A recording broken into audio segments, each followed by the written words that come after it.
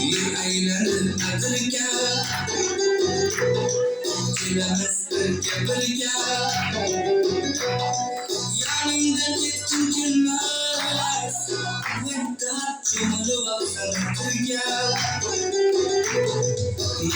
Aylaki, sarmaz aylaki, beni yüreğinden yaşayacaktı. Aylaz aylaki, sarmaz aylaki, beni yüreğinden yaşayacaktı.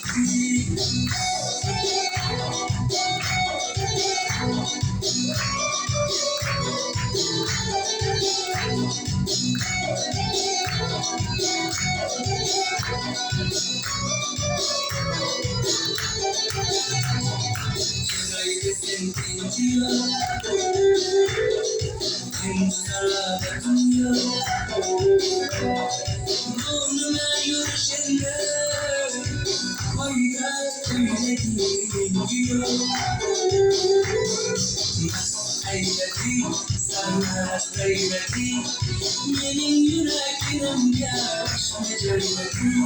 Oynaz aylaki, sarmaz aylaki, benim yüreğim yaşayacaktı.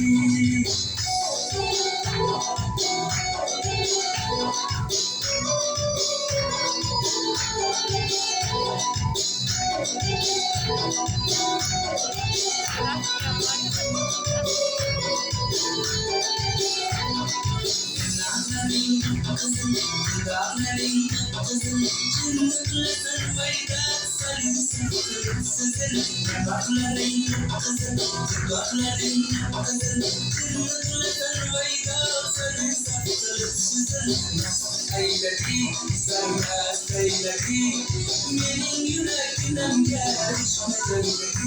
Oynaz aylaki, sarmaz aylaki, benim yüreğim yaşayacaktı.